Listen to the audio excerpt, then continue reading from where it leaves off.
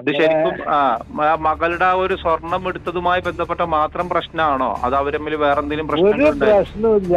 സ്വർണ്ണം എടുത്ത പ്രശ്നമൊന്നുമല്ല, ഒരു പ്രശ്നവുമില്ല. വെറുതെ ആളേണ്ട് ഒഴിവാക്കുക, അത് വേറെ വെക്കുക, അതൊക്കെയാണ് പോരാ. ഓനിപ്പോഴും ചോദിക്കണ തന്നെയല്ലേ.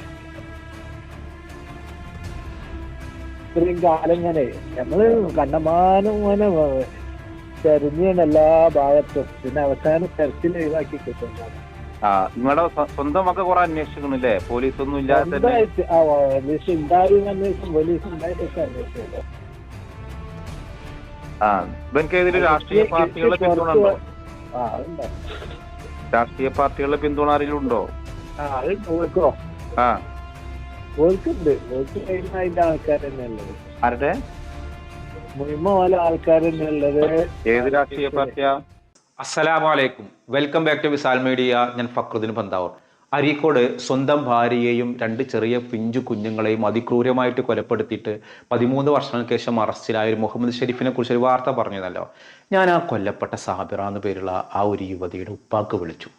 പടച്ചറബെ, അദ്ദേഹത്തിൻ്റെ വാക്കുകൾ കേട്ടപ്പോൾ വല്ലാത്ത സങ്കടം തോന്നി. അദ്ദേഹം പറയാണ്, ഈ 13 വർഷം എന്നുള്ളത് അദ്ദേഹം ഒളിവിൽ താമസിക്കണം എന്നുണ്ടെങ്കിൽ ആരുടെയൊക്കെയോ പിന്തുണ കിട്ടിയിട്ടുണ്ടാവും.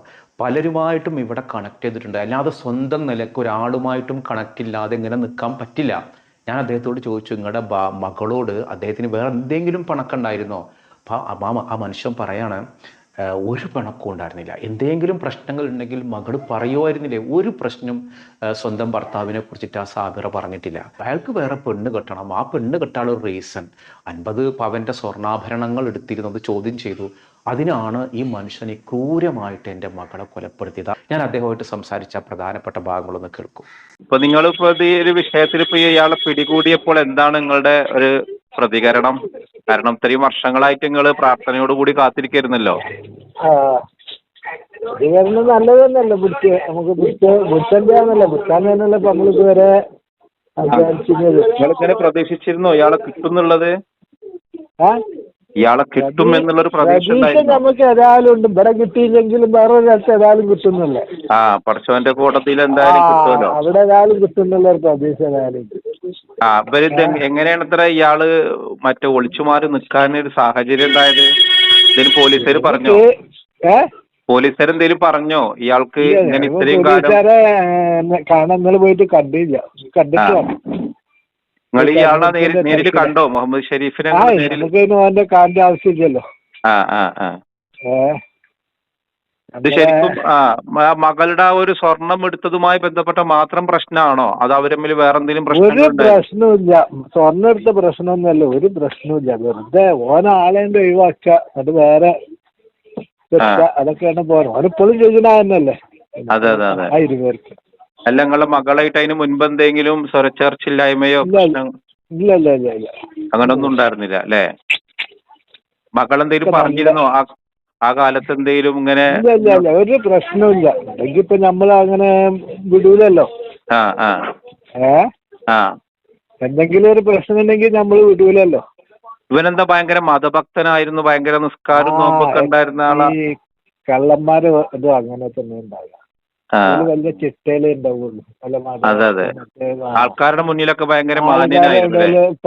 പള്ളിയിലും മറ്റോടത്തൊക്കെ ഉണ്ടാവും. നിസ്കാരം നോമ്പും അതിലൊന്നും കുറവുണ്ടായിരുന്നില്ല. സാമ്പത്തികമായിട്ട് എങ്ങനെ ഇയാള് നല്ല ശേഷിയുള്ള ആളാണോ? സാമ്പത്തികമൊക്കെ അത്യാവശ്യം പറഞ്ഞാല് ദിവസം മണല് വരുന്ന പണിയല്ല. അന്നൊക്കെ എന്ന് പറഞ്ഞ മണൽ വാരി നല്ല കാശ് ഉണ്ടായിരുന്ന സമയമാണല്ലോ. 10-12 9 മണി ആകുമ്പോഴത്തേനും അവന്റെ പണിയൊക്കെ കഴിച്ച് പിന്നെ അവിടെ പിന്നെയും പണി തന്നെയല്ലേ. എങ്ങനെയായാലും പണിയൊക്കെ നല്ലോണ്ട്. എന്നാലും ഒരു പൈസ വലിയ ഇല്ല. ഇവരുടെ വീട്ടുകാരെങ്ങനെ പിന്നീട് എന്തെങ്കിലും നിങ്ങളുമായിട്ട് കോണ്ടാക്ട് ചെയ്തിരുന്നോ? അങ്ങനെ ഈ ഷെരീഫിന്റെ വീട്ടുകാര് ഇവനെ സപ്പോർട്ട് ചെയ്യുന്നവരാണോ? സപ്പോർട്ട് ചെയ്യാ. ആ സപ്പോർട്ടിൽ തന്നെയല്ലേ ഇപ്പൊ നിന്നത്. അത് ശരി, അവരെ സപ്പോർട്ട് ഉണ്ട് അല്ലേ ഇങ്ങനെയൊക്കെ ചെയ്തിട്ടും? അതുണ്ടാവുമല്ലോ.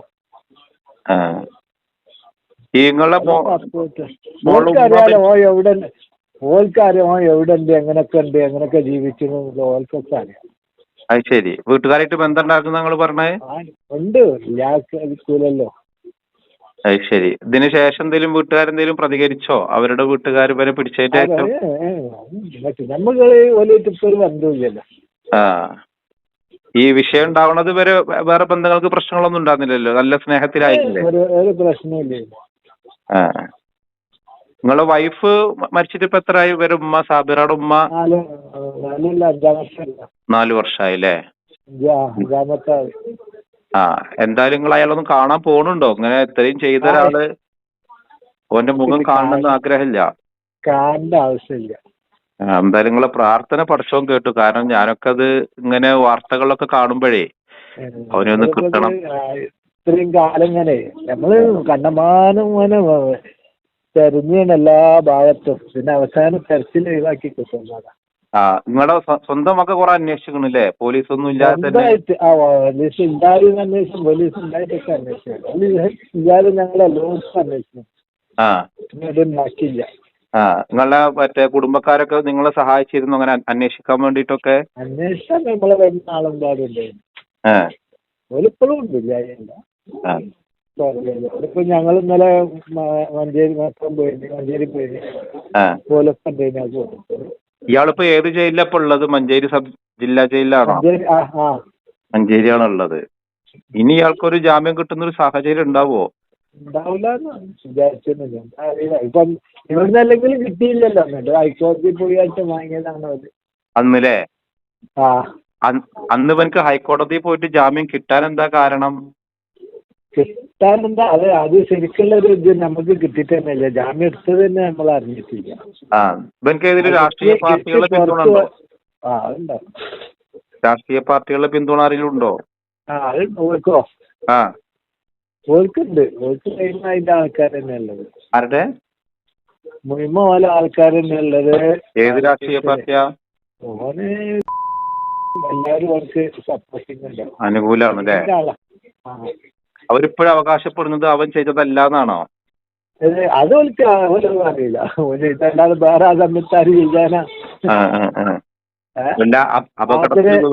തന്റെ രാത്രി ഒരു എന്തെനിക്കൊക്കെ ആര് ചെയ്യാനാണത്? എന്തായാലും നിങ്ങളെ മകൾക്ക് നീതി അപ്പൊ ആദ്യം ഇവിടുന്ന് വർഷിച്ചൂട്ടി തന്നെ അങ്ങനെ പോയതാണ്, കൊണ്ടുപോയതാ. ഇവനെ മുങ്ങുന്നതിൽ ശരിക്ക് വരെ കുടുംബക്കാർക്കും പങ്കുണ്ടെന്ന് നിങ്ങൾ പറയണത്? ഓല് ഞാൻ അന്നറിഞ്ഞില്ലെങ്കിലും അറിയാതെ പോലെ ആ സമയത്ത് വിടുവോ? നല്ല പെരുന്ന സമയത്ത് നോൽബനാണല്ലോ, വൈകുന്നേരം നോമ്പ് പോകുമ്പോ അങ്ങനെ പോകുമ്പോൾ പറയില്ല വണ്ടി എടുത്ത് പോകാനും ഒക്കെ. വണ്ടി ഉണ്ടല്ലോ അവിടെ, 2 വണ്ടി ഉണ്ടാവും അവിടെ. 2 കാർ ഉണ്ടായിരുന്നു അല്ലേ? ഓന്റെ തന്നെ. അതവിടെ ഇട്ടുകൊണ്ട് അത് കൊണ്ടുപോയത്. അത് ശരി. എന്തായാലും ഇനിയൊരു ജാമ്യത്തിൽ ഇറങ്ങുന്ന ഒരു സാഹചര്യം ഉണ്ടാവാതിരിക്കട്ടെ. ഓക്കെ. വിചാരണ നടപടികൾ ആരംഭിച്ചിട്ടൊന്നുമില്ലല്ലോ? ഇല്ല. ഇന്നലെ ഞാൻ കൊണ്ടുപോയിട്ടല്ലേ ഉള്ളൂ. ഇനിയിപ്പോ കുറെ പണിയുണ്ട്. ഓക്കെ. അപ്പൊ ഞാനൊന്ന് ഈ വിഷയം ചാനലിൽ പറയാൻ വേണ്ടിട്ട് നിങ്ങൾക്ക് വിളിച്ചതാ. 10-12 കൊല്ലായില്ലേ പിന്നെ ഇവിടുന്ന് മുങ്ങിയിട്ട്. എന്തായാലും പ്രതീക്ഷ ഉണ്ടായിരുന്നു അവനൊരിക്കൽ പിടിക്കുന്നുള്ളതല്ലേ? പിടിക്കും, അത് ഉറപ്പാണ്. ജീവിച്ചിരിപ്പുണ്ടെന്ന് ഉറപ്പാണ്. ജീവിച്ചിരിപ്പുണ്ട് നിങ്ങൾ അറിഞ്ഞിരുന്നാ?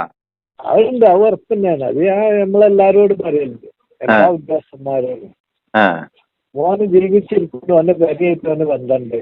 ഓക്കെ, അന്വേഷിച്ചിട്ട് ആ വർക്കൊന്നും എത്തണില്ല. എന്തായാലും മോനെ കയ്യോടെ കിട്ടി.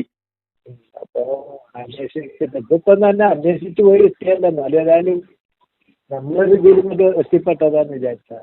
അതെ. ആ ഉപ്പയുടെ സങ്കടം എത്രത്തോളം ഉണ്ടാവും. ജന്മം നൽകിയൊരു മകള്, ഒരു പേരക്കുട്ടികള്, വലിയ കുടുംബ ബന്ധങ്ങൾ, ഇതെല്ലാം ഒരു നിമിഷമാണ് അയാൾ തകർത്തത്. അപ്പം അയാളൊരു വലിയ മതഭക്തനായിരുന്നു എന്നുള്ളതാണ് മാധ്യമങ്ങളിലൊക്കെ പറയുന്ന ഒരു കാര്യം. അയാൾ 5 വക്ത് നമസ്കരിക്കാൻ മിടുക്കനാണ്, റമദാനിലെ നോമ്പും എല്ലാ കാര്യങ്ങളും പെർഫെക്റ്റാണ്. പോലീസ് പറയുന്ന ഒരു കാര്യം, ഇങ്ങനെയൊരു കുറ്റവാളി അപൂർവമാണ് എന്നാണ്. കാരണം പുറമേക്ക് മാന്യൻ, അധികം ആരോടും സംസാരിക്കില്ല, സ്വന്തം കാര്യങ്ങൾ മാത്രം നോക്കുന്നു. എവിടെയെങ്കിലും ഇസ്ലാമിക വിരുദ്ധമായിട്ട് എന്തെങ്കിലും ആൾക്കാർ ചെയ്യണ കണ്ടാൽ അവരെയൊക്കെ അഡ്വൈസ് ചെയ്യാനൊക്കെ മുൻപന്തിയിലുണ്ട്. പക്ഷെ ഉള്ളിലുള്ള സ്വഭാവം ഈ രീതിയിലാണ്. അങ്ങനെ നമ്മുടെ ചുറ്റും അങ്ങനെ കുറേ ആൾക്കാരുണ്ടാവട്ടാ. നമുക്ക് പുറമേക്ക് കാണുന്ന ഭംഗി പോലെയൊന്നും ആവില്ല ഉള്ളിലേക്ക് ഉണ്ടാവുക. അപ്പോൾ ഇയാളെ സംബന്ധിച്ചിടത്തോളം പോലീസിൻ്റെ മുൻപിൽ ഈ കുറ്റവാളി അപൂർവത്തിൽ അപൂർവമായ ഒരാളാണ്.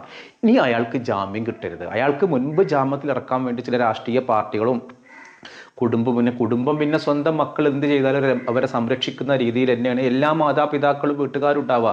സ്വാഭാവികമായിട്ടും അവരും അതൊക്കെ തന്നെ ചെയ്തിട്ടുണ്ടാവുള്ളൂ. പക്ഷെ ഇനി അയാൾ എന്ത് ചെയ്യാൻ പാടില്ല, ജാമ്യത്തിൽ കൊടുത്തിട്ട് മുങ്ങുന്നൊരു സാഹചര്യം ഉണ്ടാവരുത്. അപ്പം മുമ്പ് ഇയാളുടെ ജാമ്യം കിട്ടായിട്ട് ഹൈക്കോടതിയിൽ പോയിട്ടാണ് ജാമ്യം കിട്ടിയത്. ഇപ്പോഴും ആ ഒരു സംഭവം മനസ്സിൽ ഓർമ്മയുള്ള, അല്ലെങ്കിൽ അതൊരു വലിയ നോവായിട്ടുള്ള ആളുകൾ ഈ വീഡിയോ കാണുന്നവരുണ്ടാവും. ഇത് വേറൊരുത്തിയെ കെട്ടാൻ വേണ്ടി മാത്രം ഇൻഷുറൻസ് ഒക്കെ റെഡിയാക്കി വെച്ചിട്ട്, എന്തായാലും പടച്ചോനുണ്ട്. ആ പ്രാർത്ഥന, ഉമ്മയുടെ പ്രാർത്ഥന, ഉമ്മ പാവം മരണപ്പെട്ടു പോയി, ഇവരുടെ ഉമ്മ, ആ ഉപ്പയുടെ ഒക്കെ പ്രാർത്ഥന പടച്ചോൻ കേട്ടു. ആ മനുഷ്യൻ്റെ വാക്കുകൾ കേട്ടില്ല. ഇവിടെ നിന്ന് പിടിച്ചില്ലെങ്കിലും പടച്ച റബ്ബിൻ്റെ കോടതി ഉണ്ടല്ലോ, ആ ആത്മവിശ്വാസവും പ്രാർത്ഥനയും തന്നെ ആയിരിക്കും ഈ മനുഷ്യനെ കിട്ടാൻ കാരണം. അത് പോലീസിൻ്റെ മാത്രം ഒരു മികവാണെന്ന് ഞാൻ പറയില്ല. എനിക്ക് തോന്നുന്നത് ഈ മനുഷ്യൻ്റെ പ്രാർത്ഥനയുടെ കരുത്താണ് എന്നുള്ളതാണ്. കാരണം അതിന് പറ്റുന്നൊരു സാഹചര്യമാണ് ഒരുക്കി കൊടുത്തത്. 2025 കഴിഞ്ഞ വർഷം കർണാടകയിലെ പോലീസ് അരീക്കോട് വന്ന് ഇയാൾ അഡ്രസ്സൊക്കെ അന്വേഷിക്കാനും അപ്പോഴാണ് ഇയാൾ ജീവിച്ചിരിപ്പുണ്ട് എന്നുള്ളത് തന്നെ അറിയുന്നത്. ഒരു പക്ഷേ അയാൾ രഹസ്യമായിട്ട് ആരോടൊക്കെ ഇവിടെ കോണ്ടാക്ട് ചെയ്തിട്ടുണ്ടാവും. എത്ര നാൾ മൂടി വെച്ചാലും ചില കുറ്റകൃത്യങ്ങൾ പൂർണ്ണമായിട്ട് നമുക്ക് എന്ത് ചെയ്യാൻ പറ്റില്ല, മാലോകരുടെ മുന്നിൽ നിന്ന് മറച്ചു വെക്കാൻ പറ്റൂല. തൻ്റെ മകളുടെയും തൻ്റെ പേരക്കുട്ടികളുടെയും ജീവനെടുത്ത ഒരാളെ നിയമത്തിൻ്റെ താഴിട്ട് പൂട്ടാൻ അദ്ദേഹത്തിന് കഴിഞ്ഞു എന്നുള്ളതാണ്. ഞാനിന്ന് ചോദിക്കുന്ന ഒരു ചോദ്യം തെരഞ്ഞെടുപ്പുമായി ബന്ധപ്പെട്ടാണ്. നമ്മുടെ കേരളത്തിൽ ഒരുപാട് സ്ഥാനാർത്ഥികളുണ്ട്. ആ സ്ഥാനാർത്ഥിയിൽ ഏറ്റവും ശ്രദ്ധേയമായൊരു സ്ഥാനാർത്ഥിയാണ് കോഴിക്കോട് പേരാമ്പ്രയിലുള്ള ഫാത്തിമ തെഹ്ലിയ.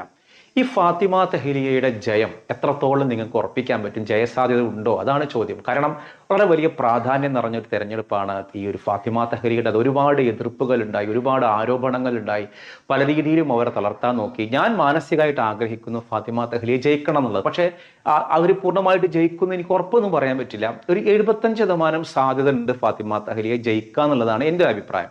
ഇനി നിങ്ങൾക്ക് നിങ്ങളുടെ അഭിപ്രായം പറയാം. നമ്മുടെ കേരളത്തിൽ ചില സ്ഥാനാർത്ഥികളൊക്കെ പരാജയപ്പെടാൻ നമ്മൾ ആഗ്രഹിക്കലുണ്ട്. കാരണം അവർ തോൽക്കുന്നത് ഒരു നാടിൻ്റെ നന്മയാണ്, അവർ ജയിക്കാതിരിക്കലാണ് നന്മ. അപ്പോൾ ഞാനിത് രാഷ്ട്രീയമായിട്ട് പറയണമെന്നല്ല. ഈ മുസ്ലിം ലീഗിന് വേണ്ടി മത്സരിക്കുന്ന പേരാമ്പ്രയിലെ ഫാത്തിമ തെഹ്ലിയ വളരെ നന്നായിട്ട് സംസാരിക്കുന്ന ഒരാളാണ്, വളരെ ചുറുചുറുക്കുള്ള ഒരാളാണ്, പുതിയ തലമുറയോട് എപ്പോഴും എന്താ പറയുക കണക്ട് ചെയ്യാൻ പറ്റിയ ഒരാളാണ്. നിയമസഭയിൽ അവർ ഒരു വേണം. ഈ ഷാഫി പറമ്പിൽ വടകര മത്സരിക്കുമ്പോൾ ഉണ്ടാക്കിയൊരു ഓളം ഉണ്ടല്ലോ, ആ ഒരു ഓളം പോലെയാണ് നിയമസഭയിൽ ഫാത്തിമ തെഹ്ലിയ ഉണ്ടാക്കിയ ഓളമായിട്ടാണ് പേഴ്സണലി എനിക്ക് തോന്നിയിട്ടുള്ളത്. ഞാൻ പറയുന്ന ഒരു 75% അവർക്കൊരു വിജയസാധ്യത ഉണ്ട് എന്നുള്ളതാണ്. ഇനി നിങ്ങളുടെ അഭിപ്രായം എന്ന് എന്ത് ചെയ്യുക, താഴെ ഒന്ന് കമൻറ്റ് ചെയ്യാം.